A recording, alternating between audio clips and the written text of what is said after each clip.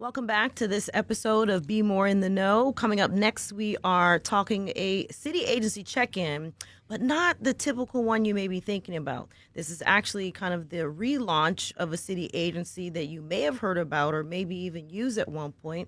We're talking to Baltimore City's newest Harbormaster, Mr. Michael McGeady. Michael, thank you so much for joining me today, or Mr. McGeady, I should say. I want to be Mike's proper. fine. Okay. This is, it's all good. Great. What we're talking about. Casual So, and conversational. yes, I love it. Harbormaster office is back. So tell me about it. We're just hearing that the Harbormaster's office was actually relaunched just in time for the summer last month in June. So before we talk about the relaunch of the office, again, for land lovers like myself, tell those who may not venture out on the waterways here in Baltimore, what the job of the Harbormaster actually is. So under the Department of Transportation, there is a division of planning and sustainable transportation. So I roll up under that. And our new director treats the waterway as a sustainable mode of transportation. So it's not just bridges and roads and bike lanes. So it's also the water and the channels leading into Baltimore, because Baltimore was a port before it ever became a city. So, Absolutely. what I'm doing is working to have a holistic view of management of that resource, because the first shot you see on Monday Night Football is this beautiful aerial Yes. of the harbor. And we have partner agencies like Waterfront Partnership and Baltimore Development Corporation, and also city agencies, DOT, real estate, rec and parks. And they all do a good job of the harbor on the kind of hardscape side. Right. Nobody's really looking at it from the water side, because the waterfront really is its own neighborhood in a city of neighborhoods. It has its own residents, its own businesses, and its own unique set of issues that we want to take a hard look at. You got it. So it's not just people parking their boats, obviously, at the docks in the area, but the Harbormaster also includes the other things like the Harbor Connector that we were just talking about, right? Right. So our group also is in the middle of a water transit strategic plan update, and that's a very intentional look at connectivity for commuters, but also for tourists and visitors. There's a lot of city-owned waterfront. Absolutely. And a lot of it is part of a public park, which is the promenade. So what we're doing is, you might see a bunch of signs there that say no docking right now. We want to totally flip that. Okay. We want to say, hey, please come here. There's a reservation system that's going to go live later this month on an app called Docwa. Uh-huh.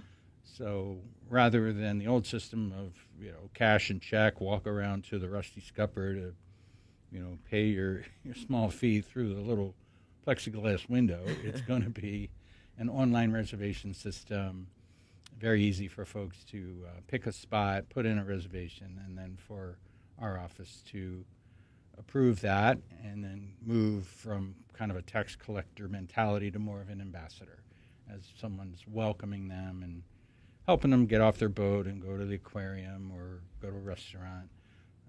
So it's a resource that is very unique for Baltimore and needs some attention. Absolutely. So we all know that Mayor Brandon Scott loves the water just as much as he likes to take his tours around the city. He actually traveled to the 4th of July celebration via kayak into the harbor. And so obviously the idea is that residents of Baltimore City want to and can use the water as another mode of transportation. We were talking on the way up here, and you said that you noticed that some people actually park their boats to come to the O's game this afternoon, right? Split doubleheader. You can do it for cheaper than parking a car on some days. And that's the interesting part, is that that there's so many cars moving in and around the city, obviously in terms of city life and transportation, but I don't think a lot of people think about the water in terms of a mode of transportation to get to the game. But I would have to say that's pretty elite if you can park your boat.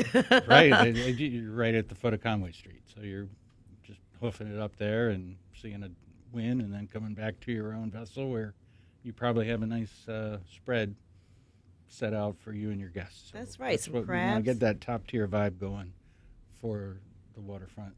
Wonderful. So tell me what else your office has planned, since I know this is all newly kind of happening with the relaunch again. Relaunching the office just in June.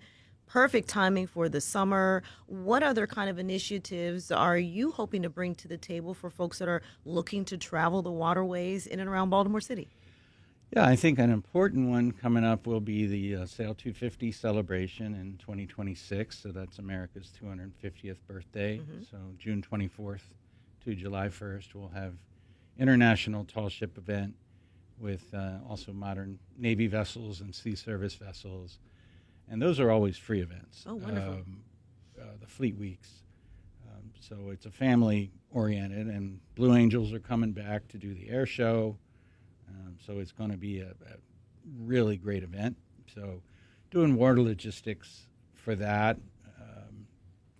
And then I think really deferred maintenance on the infrastructure. Because the Finger Piers in the Inner Harbor built in 1975.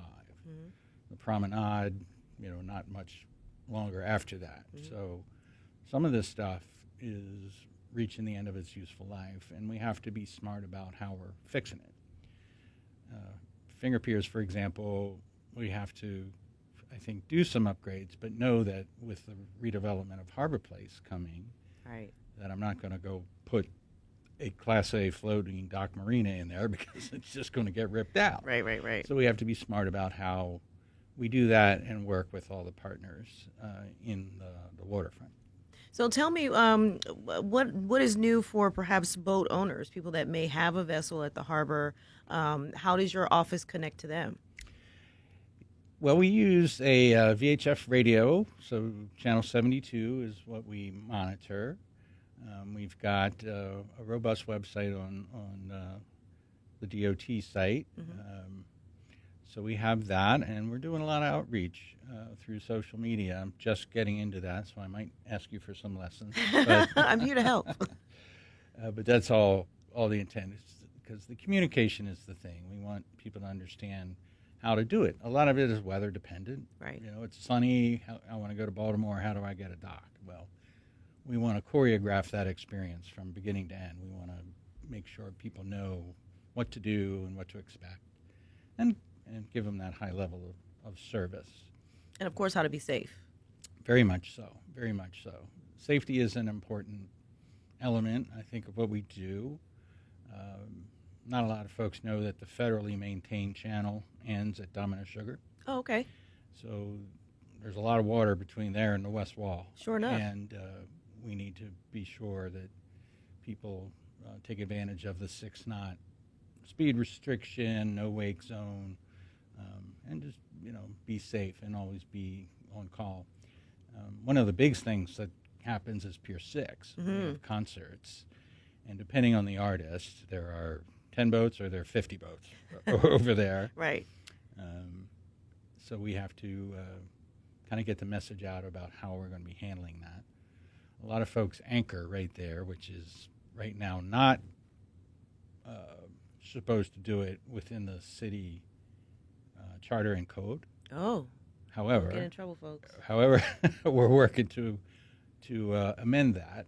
A lot of that was written in the 50s, and some of it even earlier than that, and it's still on the books. So it's been an interesting research project to see how the waterway management has evolved. Got it. I can only imagine, as Baltimore being one of the first cities here in America, and then again, continuing with a long tradition of boating in and around the area. For sure, some of the infrastructure could certainly use some improvements. Yes.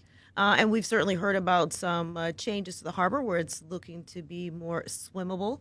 Lots more events are happening, and lots more people are also getting into the water. Tell me more about some of the other things. We were talking about the Harbor Connector, that being a free service that city residents can use. Tell me a little bit more about that. Yeah, so we have 3 routes, HC 1, 2, and 3. One goes directly from Pier 5 to the Federal Hill stop, which is right by my office, which is on the first floor of the Rusty Scupper building. Oh, nice. Yeah, and then we have routes that go from North Locust Point to Maritime Park, just west of Fells Point, and then another route that goes all the way over to Canton Waterfront Park. So these are designed to be commuter friendly with good timetables. You can set your watch on them, and we're kind of getting a handle post-pandemic on the peak travel periods to see, okay, maybe we need to add another boat, or maybe we need to move this landing to a place that would be more convenient, easier, or better parking, more connectivity. So that's part of this water transit strategic plan, and we have a lot of stakeholder partners that have given us input. So that's hoping to wrap up this fall. Wonderful. And so what other immediate projects are you excited about that may be happening this summer? Right. Well, job one after the communications piece is there's a whole lot of signage up that says no docking. So Okay. need to address that. A lot of those signs have been up for 50 years, and the sun has bleached them. You can't even read them. Right. So have to do a cost-benefit analysis on replacing them versus maybe just getting a decal and putting it over the sign and leaving it there without pulling it out of the concrete wall. So little things like that. So that's important. Developing the Dock and Dine program. So that's a 3-hour window for a flat rate of $18, and you come in and you park and you go to a restaurant in Fells or Inner Harbor, and that's a really good one. Yeah. And then also you should have led with that one, Mike. I think I definitely would have been interested in that. Dock and Dine is great, and it brings people down and it gets people off their boats and onto the promenade. So it's getting people back to the waterfront. And then a dinghy dock. So if you already have a boat, let's say you're in Anchorage Marina or Lighthouse Point or Inner Harbor, rather than driving your car downtown, you can take your dinghy and park at a designated area for $7 Wow. for 5 hours. That's the cheapest parking price I've heard in a while. Yeah. So again, trying to give people the option to do it by water, which is wonderful. People always say Baltimore looks very European as a city from the waterfront. Yeah. And I can attest to that, having been on the Pride and sailed to Europe as a deckhand, and Oh, wow. seeing a lot of different cities and how they treat their waterfronts. Now, that was my next question. Do you own a vessel? I don't need to. Okay. Hopefully, we're going to get a patrol vessel for the Harbormaster office. Right now, I'm trying to do everything from the shoreline, which is a bit awkward. I can't yell and say, "Hey, you can't do that." So Okay. we're working to meet people where they are. So that's a select source procurement that we're trying to figure out. So yeah. All right. So before we go, tell me what your socials are so I can be sure to follow you. Yeah, B Harbormaster is the main page. So we're on Facebook and X and Instagram. So if you go to our website on the DOT, you'll see all of those links. I'm still getting an education and all of that. So like I said, might need some mentorship. That's all right. I got you. We'll tread lightly with that one. Nice. But thank you for joining me today, and I look forward to perhaps coming to visit you at your office, because you said you're at the bottom of the Rusty Scupper. I am. And that sounds like it's a good place to be, regardless of the time or day. Right, and for boaters that come, we have showers, we have a little boaters lounge with air conditioning and Wi-Fi and coin laundry and all the things that you would want if you've been on the water for a couple hours and you just want things below your feet to maybe be steady. Like me. Like I said, that's why I stay on the land Right. and out of the water. Thank you again, Mr. McGeady, for your time and for sharing a little bit about your job here on BMore in the Know. Yeah, come on downtown, folks.